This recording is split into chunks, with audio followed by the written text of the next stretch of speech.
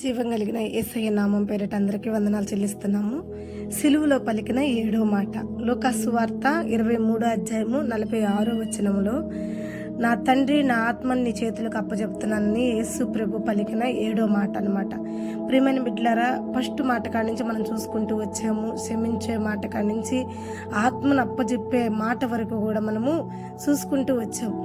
చివరి మాటలు, యేసయ్య సిలువలో పలికిన చివరి మాటలు, చక్కని మాటలు దేవుడు మనందరికీ కూడా బయలుపరుచుకుంటూ అందరిని బలపరిచే మాటలు చెప్పి ఉన్నాడు. చివరికి వచ్చేసరికి ఈ ఒక్క లాస్ట్ అండ్ ఫైనల్ మాట ఏంటంటే, నా ఆత్మని ఇచ్చేస్తాను నీ చేతులకి. చూడండి ప్రియమైన బిడ్డలారా, దేవుడు తన పరుగుని కడముట్టించాడు, తన ఆత్మను తన తండ్రి చేతికి ఇచ్చేసాడు. మనము కూడా మనం జీవించినంత కాలంలో కూడా యేసయ్య ఎక్కువ సంవత్సరాలు కూడా జీవించాల భూమి మీద.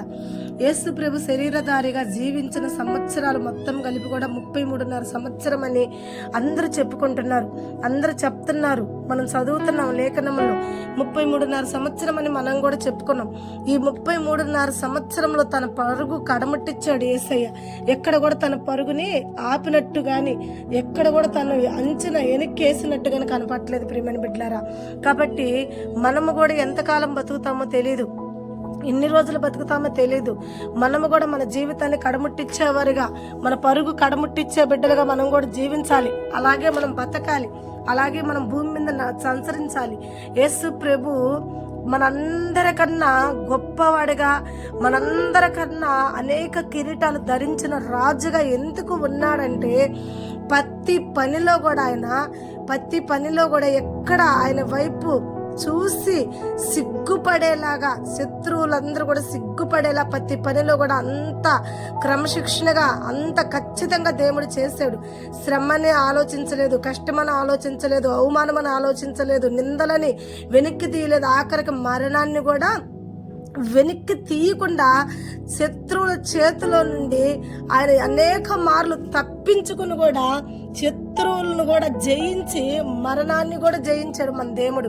అలాంటి గొప్ప దేవుడికి బిడ్డలుగా ఉంటున్న మనము, అలాంటి రక్షకుడుకు, అలాంటి క్రీస్తు సహవాసంలో ఉంటున్న మనము కూడా తండ్రిని పోలి నడిస్తే చాలా బాగుంటుంది. దేవుడు వాక్యం సెలవిస్తుంది, నేను ద్రాక్షావళిని, నిజమైన ద్రాక్షావళిని, నా తండ్రి ఒక వ్యవసాయకుడై ఉన్నాడు అంటున్నాడు. అంతేకాకుండా నాలో ఫలించే ప్రతి తీగ ఎక్కువగా ఫలించాలని నా తండ్రి కోరుకుంటాడు. నాలో ఫలించని ప్రతి తీగను కూడా తీసి మంటల్లో నా తండ్రి పడేస్తాడు. ఒకవేళ ఫలించాలని ఆసక్తి కలిగి ఉన్న తీగ ఫలించకుండా అడ్డపడుతున్న ఆ కలుపు మొక్కలు ఏవైతే ఉంటాయో, ఆ కలుపు మొక్కలన్నిటిని కూడా నా తండ్రి పీకేస్తాడు. ఎందుకంటే నా తండ్రి ఆ ఒక్క చెట్టుకి, ఆ ఒక్క తోటకి యజమానుడై ఉన్నాడు. ఎట్లా ఉన్నాడు యజమానుడు అంటే, నా తండ్రి, నేను ద్రాక్షావళిని అయితే నా తండ్రి నాకు వ్యవసాయకుడుగా ఉన్నాడు. వ్యవసాయకుడు ఏం చేస్తాడమ్మా? కలుపు మొక్కలను పీకిస్తాడు. ఫలించే కొమ్మని బాహుగా ఫలించుట కొరకు తన చుట్టూ ఉన్న కలుపు మొక్కలన్నీ కూడా పెరికి వేస్తాడు. ఒకవేళ నువ్వు ఫలించకపోతే నిన్ను కూడా పీకేసి మంటల్లో పడేస్తాడు. కాబట్టి దేవుడు అంతం వరకు కూడా నమ్మకమైన పోరాటము పోరాడి తన ప్రాణాలు తన తండ్రి చేతికి అప్పచెప్పాడు. ప్రియమైన బిడ్డలారా, మనము కూడా తండ్రిలో మంచి పోరాటంలో ఉందాము. మన ప్రాణాలు తండ్రి చేతికి అప్పచెప్పేటప్పటికి తండ్రి మన వైపు చూసినప్పుడు మన జీవితాలు కూడా సాక్ష్యం కలిగి ఉండాలి. చూడండి, దేవుళ్ళలో మనం ఫలిస్తే మనం ఎన్ని శ్రమలు వచ్చినా తట్టుకుంటాం. ఎందుకంటే గడ్డి మొక్కలు, కలుపు మొక్కలు రాకుండా ఉండవు. ప్రతి చెట్టు, ఏ చెట్టు అయితే ఫలిస్తుంటుందో ఆ చెట్టు చుట్టూ వచ్చేది గడ్డి మొక్కలు, కలుపు మొక్కలు. ఏ చెట్టు అయితే బహుగా ఫలిస్తుందో ఆ చెట్టుకు రాళ్ల దెబ్బలు, కర్రల దెబ్బలు ఇవన్నీ కూడా ఉంటాయి. అయితే ఇవన్నిటి నుండి కూడా మన వ్యవసాయకుడు మనల్ని కాపాడతాడు.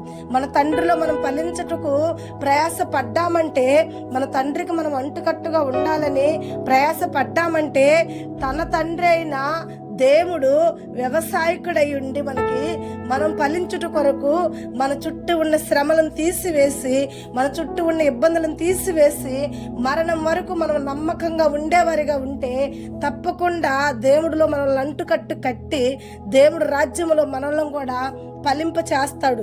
కాబట్టి మన ప్రాణాలు దేవుడి వద్దకు చేరేటప్పటికల్లా మన జీవితాల్లో మనం ఫలించాలి.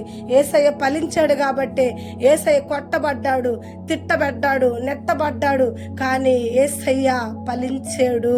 యేసయ్య ఫలించాడు. ఎంత గొప్ప ఫలింపంటే చూడండి, అనేక కిరీటాలు ధరించినంత ఫలింపు, అనేక మాదిరిగా అనేక మరణాలకి రుజువు సాక్షిగా దేవుడు ఫలించాడు. ఈరోజు నీ ప్రియమైన బిడ్డ, నువ్వు కూడా దేవుడితో ఫలించు. నీ ఆత్మ దేవుడి వద్దకు చేరేటప్పటికి ఫలింపు ఉండాలి. ఫలింపు లేని పండుగ మనం ఉంటే, పండ్లు లేని చెట్టుగా మనం ఉంటే శాపాలకి పాత్రలుగా ఉంటాం. దయచేసి ఫలించండి. దేవుడి సహవాసంలో దేవుడికి అంటుకట్టుగా ఉండి ఆయన మనకు సపోర్ట్ ఉంటేనే మనం ఫలిస్తాం. తీగ ద్రాక్షావళితో ఉంటేనే అది ఫలించింది. దానంతటికి తాను ఫలించటం చాలా కష్టం. కాబట్టి మనము దేవుడికి అంటుకట్టుగా ఉండి ఫలించినప్పుడు దేవుడు మనకి నిజమైన ఫలింపు ఇచ్చునుగాక. ఆమేన్. God bless you. మరి 7 మాటలు మనం పూర్తి చేసుకుని ఉన్నాం. దేవుడు చెప్పిన సిలువలో 7 మాటలు కూడా మన జీవితాలని, మన స్థితిగతులను మార్చే మాటలే. కాబట్టి ఆ ఒక దేవుడు ఆజ్ఞ మనందరం కూడా పాటించి దాన్ని ఫాలో అయ్యేవారుగా ఉండాలని ప్రభు నామం పేరట మీ అందరినీ కూడా వేడుకుని, మరి మీరందరూ కూడా దేవుళ్ళో ఫలించాలని మీ కొరకు మేము ప్రార్థిస్తున్నాం. తప్పకుండా మా కొరకు, మా కుటుంబాల కొరకు కూడా మీరు ప్రార్థించాలని మీ అందరిని కూడా వేడుకుంటూ, ఈ వాక్యాలు మీకు నచ్చితే మా ఛానల్ సబ్స్క్రైబ్ చేసుకుని ఈ ఒక వాక్యాన్ని అనేకరికి ఫార్వర్డ్ చేసి, మరి ఈ వాక్యం మీకు నచ్చితే లైక్ చేయండి. అనేకరికి ఈ వాక్యం వాళ్ళ వద్దకు వెళ్ళటానికి మీరు కూడా క్రీస్తులో జత పనివారిగా ఉండాలని, ప్రభు మిమ్మల్ని అంచెలంచెలుగా ఫలింపు చేయాలని యేసు నామములో అందరినీ కూడా వేడుకుంటున్నాం. God bless you.